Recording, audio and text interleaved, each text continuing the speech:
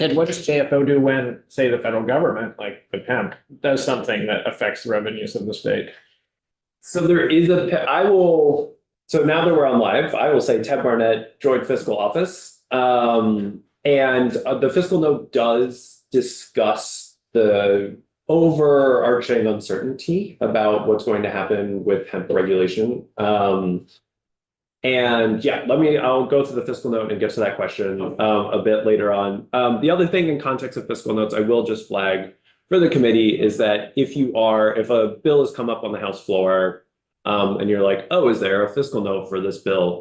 If you go to the General Assembly page and go to the specific bill on the General Assembly page, at the top, there's a fiscal information tab. If you click on that, all the fiscal notes for the bill as it's wound its way through the legislature are available on that tab. So if you're ever curious, if there is a fiscal note, that's probably the easiest way to find it is for a specific bill, fiscal information tab on the General Assembly website, and that'll show you if there's a fiscal note or not. And if you're curious, if you think there's a bill that somehow might have a fiscal impact to the state, and there isn't a fiscal note, you can reach out to a JFOer and they will talk about why there may or may not be one. Yeah. And now for fiscal note. So I'm going to hop down to the fiscal impact section.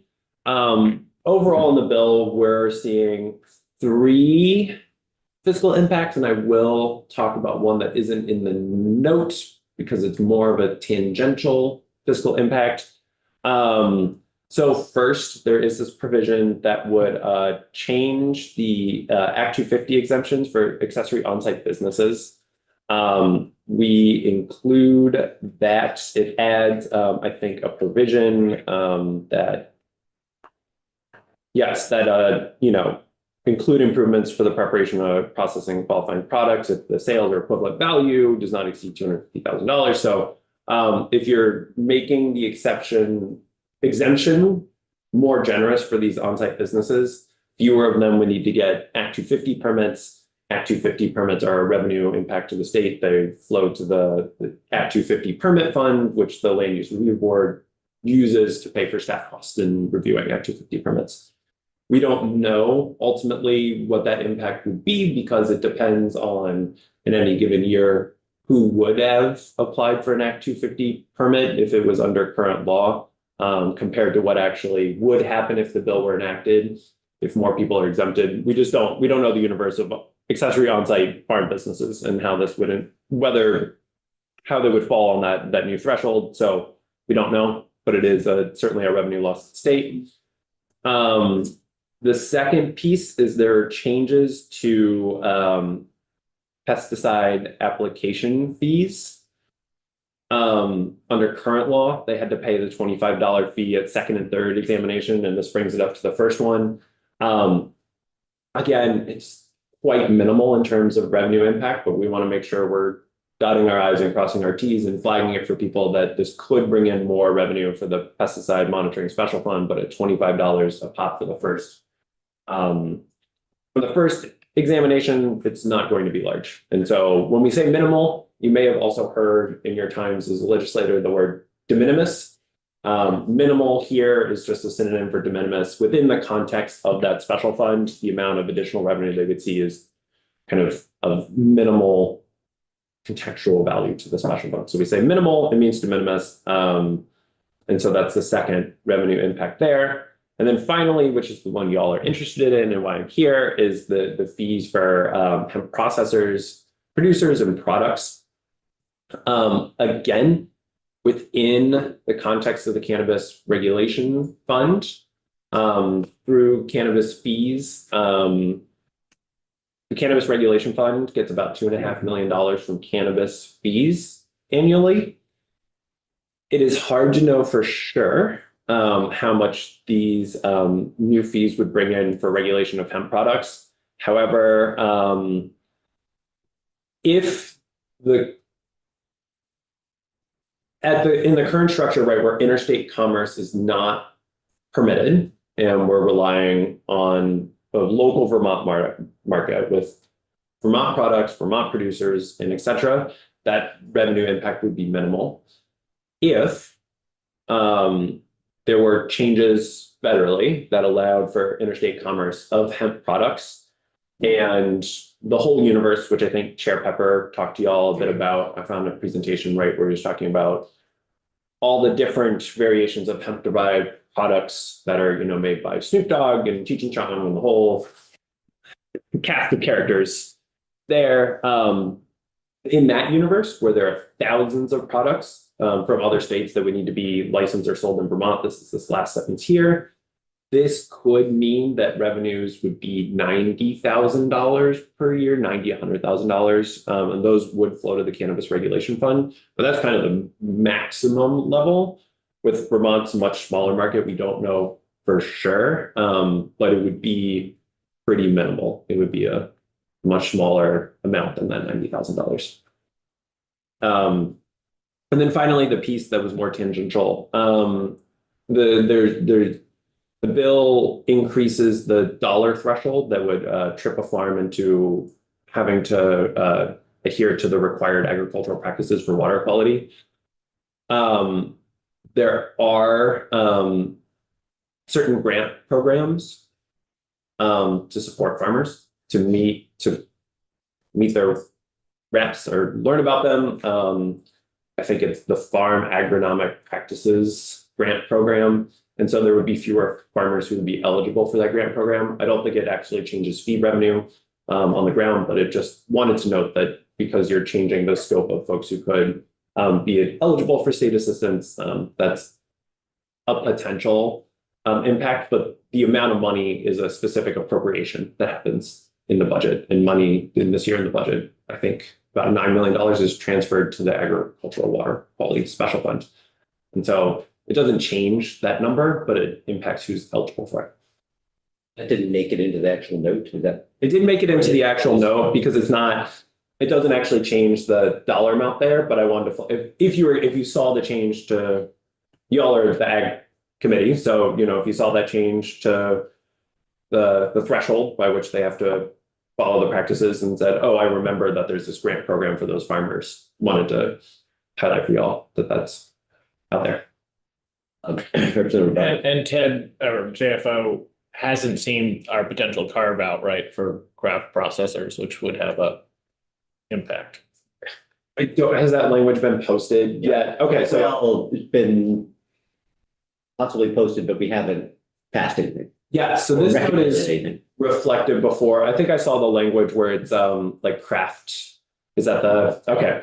That way, yes, exactly. So that language would further narrow the scope of folks who would have to get permits. And so it wouldn't change the minimal revenue impact here. But yes, it certainly would make it even more minimal of a revenue increase. Representative Bartholomew. I don't know that we would not require them to have the what do you call them?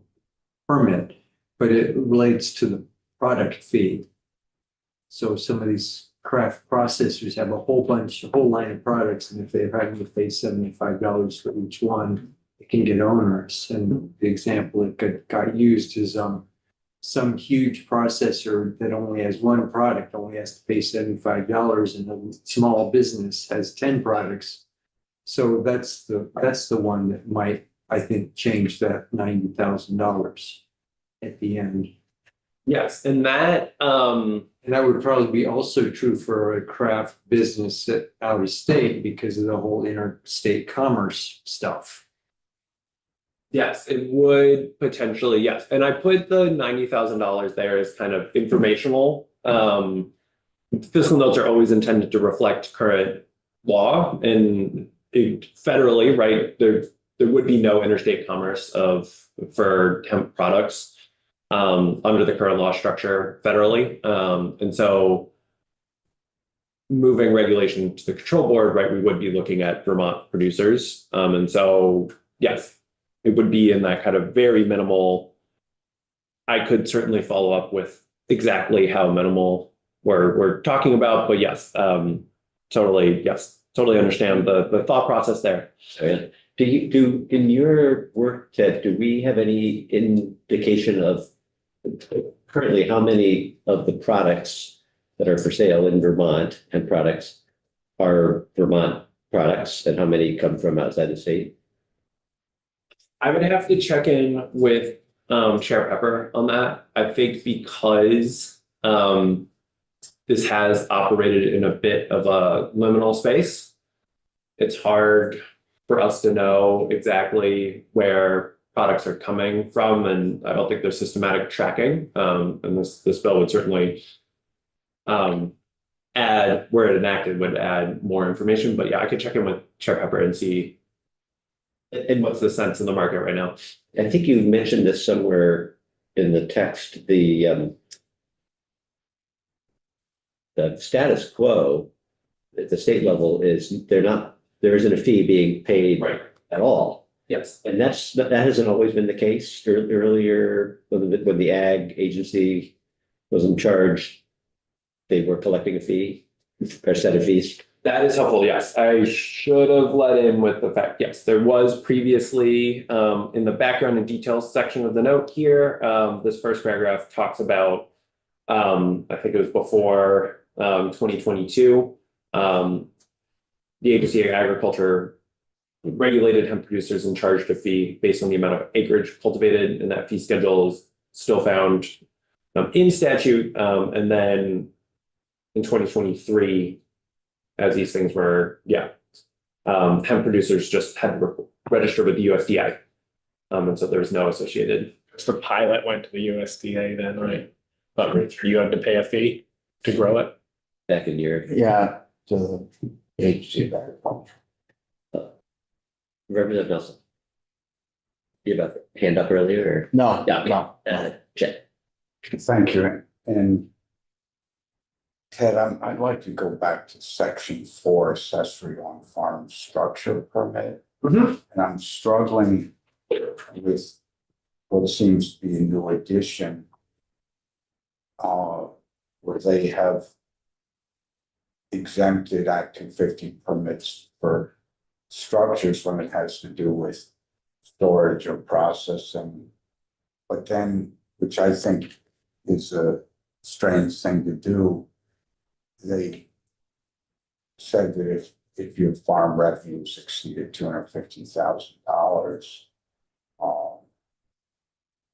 that would be a problem. I think we're trying to get farms to be sustainable, profitable, and to make sure they are just staying afloat, maybe breathing out of a straw, that we need to cap their revenue.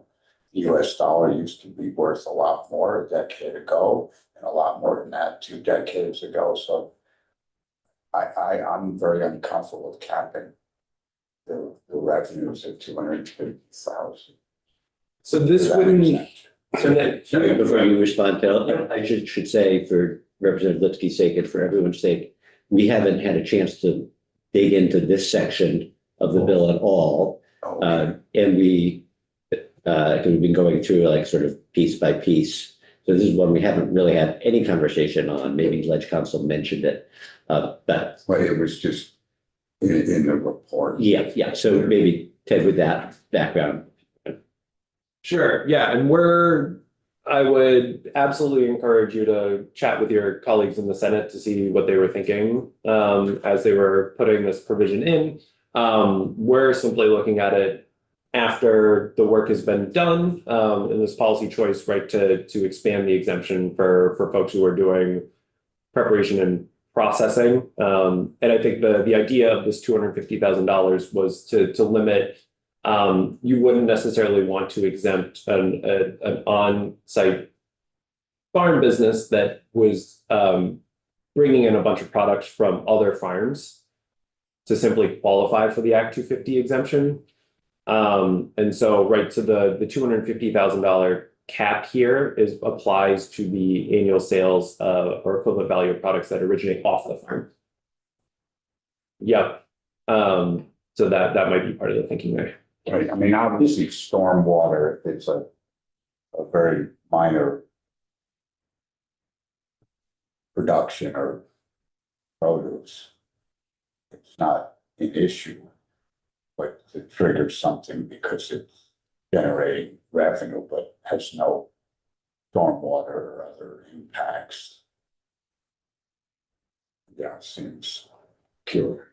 We'll have, I think we're at a point in the overall conversation on this bill where we should be looking at any remaining sections. So this is one, and then maybe one other, but we'll have Bradley come in and talk through a little bit more about the background of this, and get some testimony next week. Okay, that I was gonna ask is, may not be the time to, Also, this question. or- yeah, well, it's on section 4, so we can dig into this So- later. The history or the just very quick sort of background is currently under current law, and for some time, not forever, but for some time, it's been the case that if you have a farm stand, so think of a farm stand, right? That counts as farming if you are selling products out of that come from your farm, mostly. So the 50% is mostly comes from your farm, but you can also bring in. Yeah, you remember the Pennsylvania peaches conversation we had a couple years It was, ago? it was I- principally produced at one point. Yes, I right, wasn't yeah. a big fan of those. Pennsylvania peaches, yeah. Yeah, I mean, I can give an example of that, like in my area, the Dutton Farm Stand, they have 3 different farm stands. And I would say, I don't know what percentage, but certainly more than 50% of the produce comes from them. Seasonally, sometimes they have pumpkins, Christmas trees, but a lot of the year it's berries, apples, cider, you name it. But they also sell granola that they don't make. They have a couple local products that are like maple syrup is theirs, but they have a couple other like specialty products like chutneys or something that are made locally, but that they don't make themselves. And so, I mean, to me, like the number 250,000, like they have 3 pretty big farm stands. Maybe they do sell more than that. I don't know, but like, I would think we would want to be flexible about that, because certainly the extra bit, I mean, somebody might stop in there because in that community, it's more or less the grocery store. Like you have to go a long way to go anywhere other than Dutton's if you want to get food, if you live in Newfane. And so I think being a little bit flexible about that might make sense. We're gonna have fun with this section next week. All right, we'll take it apart and make a change. You're gonna need to pick it apart, yeah. 250,000 of chutney, right? Yeah. Peaches. Representative Bartholomew. I was just gonna point out that probably obvious that Ted can't take any credit or blame for anything that's in the bill. He can only estimate what the financial implications are for what we decide. Along those lines, I was thinking, one thing we haven't really talked about in here is that the whole intoxicating hemp on that subject, right? It seems like both CCB and I would say this committee are not in favor of the Cheech and Chong, Snoop Dogg, intoxicating Yeah. hemp products. So I don't know if we'll at some point try to discourage them or ban them from coming in, but we haven't really talked about if there's an intoxicating hemp in state, Producer. a producer, right? Okay, so you're not talking about selling it in a. No, I'm talking about the hemp section. Okay. Just Yeah. because if we banned the Snoop Dogg products, the intoxicating hemp. Yeah. That 90,000 figure would go way down to. Well, we don't have to ban it, we can just put it on the dark side. I think that's what the conversation is. It will just fall Anything that's under intoxicating cannabis. would go through the CC. Yeah. Isn't that illegal? Like I can't buy Colorado THC, can I, online? Theoretically, you're not supposed to. That's actually a good question though. Yeah, I mean, I think. Now that you said that, I'm not sure what the answer is because. Okay, any other questions about any of this? Very helpful, I really, and I didn't know, on my first biennium in here, I wanna go back and look at the fiscal note on 955 and just blow my mind up. Oh, It yeah. is, it is an involved, yes, absolutely. My colleague Julia Richter, who you've seen, you know, the Senate seats and yes, has done a lot. She's the one who's done the work on this bill and has done a lot of incredible work on this bill. And so, yes, I would absolutely suggest taking a look at the fiscal note. 1 to 2 pages, I think. Yes, yes, I went back and looked at the Act 73 fiscal note for my entertainment recently, and it's 16 pages. So for 73, Act 73 last year, yep, and so they're not all 2 pages. So, a question, if I may. Sure. Yeah. Ted. There's a lot of, you know, political gamesmanship and posturing and you maybe are doing things for what ifs. So if there's a bill coming and you like it or you don't like it, and then you hear a threat of an amendment coming that you really don't like. So you counter with an amendment, a different amendment, but you don't know if you're gonna bring it or not. So you have ledge council drop the amendment, then they say, well, you better drop a fiscal note to go to this amendment, and you're like, well, how much work do I wanna create for something that may never leave the holster? You follow what I'm saying? So should that fiscal note be prepared or should it not be? And then if it needs to be, then you call. If you have to pull, if you have to pull, go nuclear. So what I would recommend in those situations, and you're talking about like a floor amendment, yes, is as you're working with your ledge council drafter, let them know that they can discuss an amendment with JFO, particularly if you think there's a fiscal impact. We'd love to know about potential fiscal impact sooner rather than later. That floor amendment may not and likely will not result in a fiscal note, but JFO can provide you with an estimate depending on the scope of the amendment. And yes, if you're, you know, going in front of the money committee. So if it is practicable within the time frame of, because a lot of times, right, a floor amendment's happening right before you go on the floor within, you know, less than 12 hours. So it may not always be possible for us to do. 3. Could be less than 3, yeah. It could be real fast. So, you know, we're really admire my colleagues. We're not magicians. And so we will absolutely, if it is something that needs an estimate, we'll absolutely provide you with one. But given the short timeframes, I don't want to promise that every time you would be able to. But yeah, it would be prudent on us as legislators to send a heads up. Sure. Yeah, and you can also typically just inform the drafter that you're working with, like because they have you all are their clients, and so right, you have to give them permission to loop JFO into conversations, and we do. Yes, we do like to be looped in. There's something as a fiscal impact. Thank you. Yeah, so I mean, that's a good point, and for Representative Brigham, who might not have worked yet with ledge council one-on-one, when if you have an amendment or if you have a bill, you know, beginning of a session, or if you have an amendment later and you talk to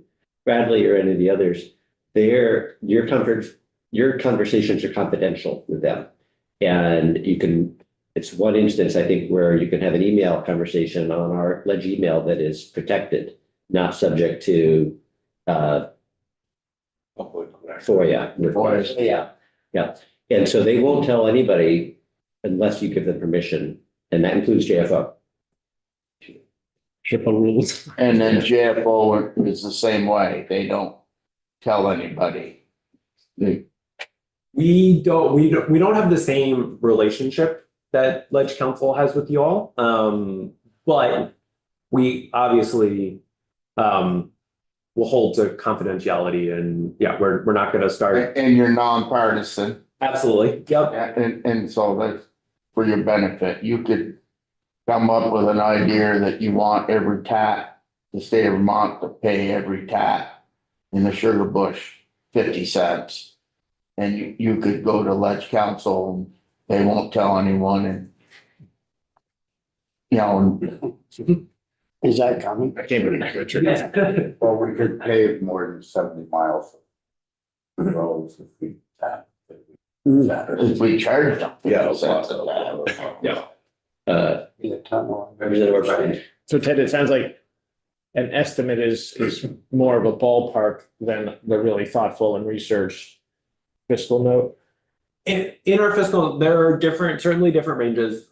We will try to indicate, right, there may be on a very short time frame with limited data, we might provide like we'll call it a preliminary estimate that then gets final. We would provide more of a preliminary look. And can, say, Ways and Means hold up, an amendment until they get a fiscal note?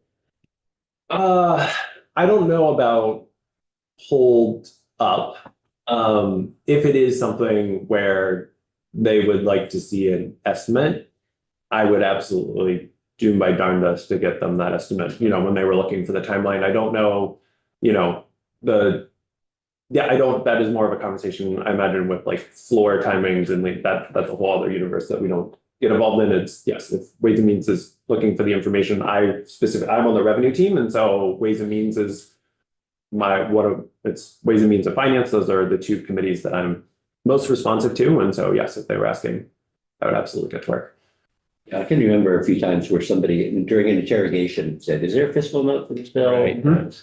If there isn't, then that could conceivably start bringing things to a halt. Right. Yes, and I have done, 2 years ago, there was a lot of conversation around the property transfer tax, and there were a couple floor amendments that made changes to the property transfer tax, and Ways and Means wanted to hear about those, and so I did do some estimates. Yes, for those amendments, and Ways and Means when they're doing their straw poll, that was part of the consideration. So when I went looking for this yesterday, I pulled up an earlier version of the fiscal note, Ted. Yeah. I just realized today is out of date. And I think the difference is that it includes a section that ended up being pulled from the bill. This is a section on fees, I think, for CAFO, large, Yes. even large CAFO. Yes. And I think I know why it was pulled. Can you speak to that? Sure. Yeah. And so, yes, this is another, if we're talking more broadly about this like process and fiscal notes. Yeah. Right, like, what happens a lot of times is when a bill comes out of the policy committee, money committees will make changes, and then usually in the appropriations committee, if the bill is getting to them while they are still, either they haven't received the budget in the case of the Senate, right? So this bill happened during crossover, the Senate had not received the budget yet. What Senate appropriations did is in the bills that made it to them, they took out the money provisions because they weren't sure the decisions they were going to make as part of the budget. They weren't sure whether they were going to, if a bill contained an appropriation, they have to look at all of the appropriations that are considered in the budget that comes to them, has come up through the Senate policy committees. And so they're making tough decisions about what to fund. And so they'll take out the money provisions. And so on that particular piece, the bill as it came out of Senate Agriculture got rid of the fees for medium and large farm operations. And that was part of the governor's recommended budget for FY27 was to get rid of those fees and provide the Agency of Agriculture with general fund. It's about a little bit more than $200,000, I think $230,000 in lost revenue, and to make the Agency of Agriculture whole. And the conversation in the Senate and Senate Appropriations when they were looking at this provision is that the House in their past version of the budget adopted the governor's recommended construct. And they just preferred to have that fee change live in the budget because it incorporated the backfill of general fund. Within this bill, if you just get rid of the fees but don't provide the general fund, as enacted, this bill would have gotten rid of the fees and not provided the associated general fund. So the Appropriations Committee would prefer for that construct to live in the budget. And so that was the trajectory. Yep. Okay, good. Yeah. So the at the end of the day, anyway, in this specific case, the House passed budget, which is in the Senate now, did concur with the governor's recommendation to remove those fees. And I don't know whether the Senate is looking at that specifically, whether that's come up or not, since it's a change. New.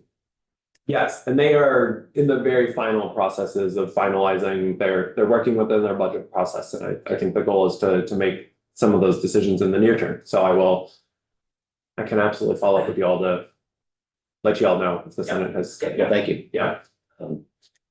Other questions? Yeah, Representative Lipsky. Well, I'll start with you, Chair. This is about fiscal notes. So, but this is sort of a tutorial our committee are getting, but it's not about the ag bill. So would you prefer to meet Yeah, no, online? I think, Right. yeah. So Ted, I have sponsored a bill. It's circulating, it's now in GovOps. And the fiscal impact is more for a single municipality, town of Stowe. And it's a request to increase the rooms, meals, and alcohol tax by an additional 1% and the 1% additional sales tax. Now, in theory, and the graph shows my community pays more in these categories and by far than any other community, including Burlington. So it has a very positive impact on the state's revenues. It has a very positive impact on the town's portion of the revenue. But it impacts the people who are consuming in my town and possibly those who live there and consume, but it's a tourist-based economy town, so it allows the town to benefit from revenue from visitors. But the state has concerns about the precedent, or if it may impact in the long run the taxing capacity of the state if municipalities start getting their charters changed to allow them to tax. So it's complicated, but it has to do with there's a positive impact on the state. The governing group that's wanting to tax itself is choosing to do that. Could I have gone to the JFO for impacts on this? You were absolutely more than welcome to, and I'm very familiar with the I'm sure you will. yes, with the specific bill you're talking about. And so that would be a case, right? It's House GovOps? Permit. Okay, so in that case, right, because local option taxes are relatively, there's been a lot of interest in that topic this session, where JFO does track municipalities that are considering local option taxes. There were a lot of interest in the potential new revenue that could be generated through local option taxes. So we provided estimates for municipalities that voted to adopt the 1% that is currently authorized in statute, and 75% of that revenue goes to the municipality, 25% to the pilot special fund. And so since that 25% goes to the pilot special fund, it does bring it into the realm of having a state revenue impact. And I'm pretty sure the proposed charter change in Stowe would subject the additional 1%. So to go from their 1% to 2% would continue that 75% municipality and 25% pilot special fund split. So this would bring it into the realm of JFO. And I think, and absolutely, if the chair of government operations wanted to hear testimony on that and wanted to hear estimates on it, I would absolutely provide that information to the committee. So it's not always in that case, right? I would be aware of it once, once the committee chair asks for that testimony, sure, like, yes, if you're considering, I think why I'm hemming and hawing a bit is it's, you don't always have to let JFO know about every bill you're sponsoring that may or may not have a fiscal impact. It's helpful for us to be involved in the early stages if there are if you're thinking about brainstorming or you have, let's say, a special fund that you're looking for revenue sources for, that's where we can be more helpful in working with legislative council to make sure the money aspects of the bill are lined up for that particular charter change. Our role might, but if you were curious about an estimate, you're more than welcome to reach out to me and I can provide that estimate. You know what's neat? Mhm. He's sitting there and you see him look up like this, and you know the calculator's right, all right? And the dollar sign, plus or minus, the dollar signs are going.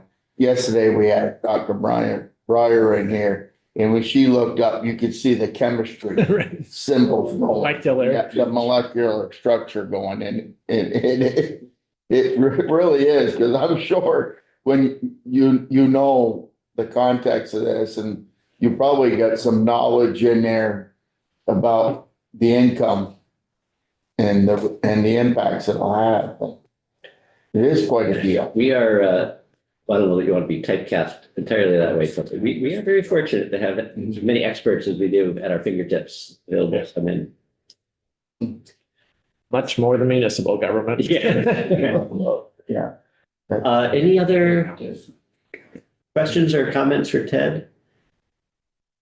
Right, thank you very much for. Of course. And yes, just before I go, want to highlight that we are here. We work for the legislature. And so do not be afraid to, I know, Representative, you were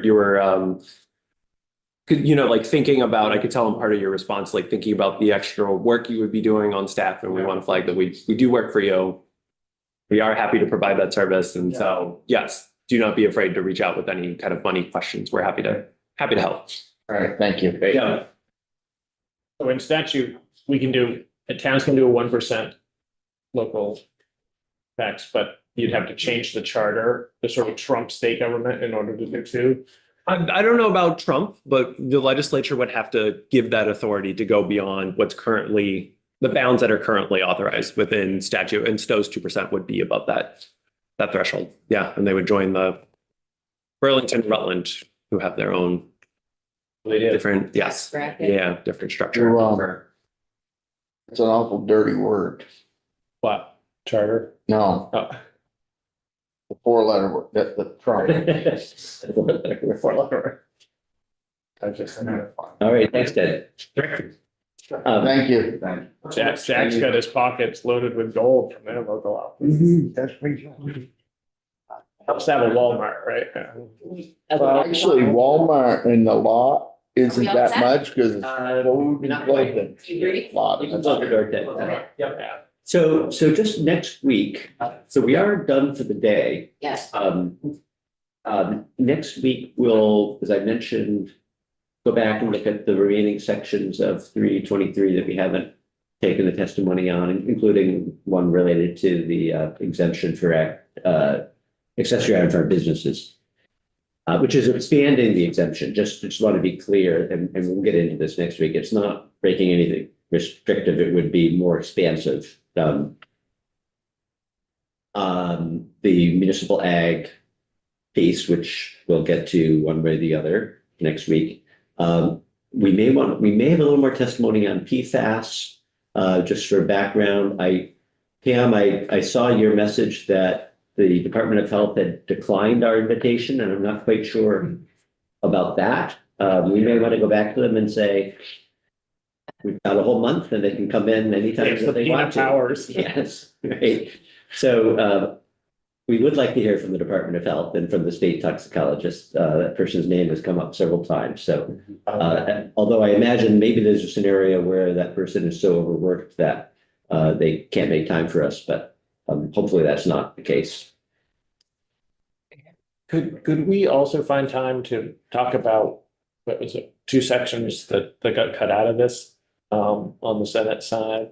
Oh, yeah. If the Senate ag committee approve them. I think it'd be, Solar and donated. Yep. I would love to hear about them. Yeah, so we are gonna, I was saying to Greg earlier, I do want to hear from the PUC. A little bit more. Yeah, and then we can Yeah, talk about like that. why food donation got cut out. It's some Yeah, mystery to me. well, I think it's current use. And nobody wants to raise education taxes by expanding current use. Okay. I mean, I think that's the why. I don't know whether that's our position or not. We also have the stakeholder group language. Oh, yeah, yeah. Next week. Yes, good. Did we ever take any more testimony around or I guess we haven't done it yet. I think it's your bill, the one about compostable stickers. Weren't we Oh, talking yeah, about yeah. that as a possibility we could add on to municipal? I am happy to take more testimony. I'm not sure who it is, so I think I was hoping that whoever was interested. Okay, in I'll try that to find would- some. Yeah. Yeah, I think it's John's. Looking at Yeah. that, yep. Yeah, Okay. good, so, I think next week should be sort of a normal week without any long afternoons. Is everybody still good with April 29th? We can firm that up for our trip to Hardwick. Yeah, that would be the morning, what's that? Wednesday. Wednesday, yeah, Wednesday the 29th. So get back by floor, but We'd be back in time, yeah, we'd be back in time for people to have lunch, or we'd figure out maybe lunch on the way back. All right, good.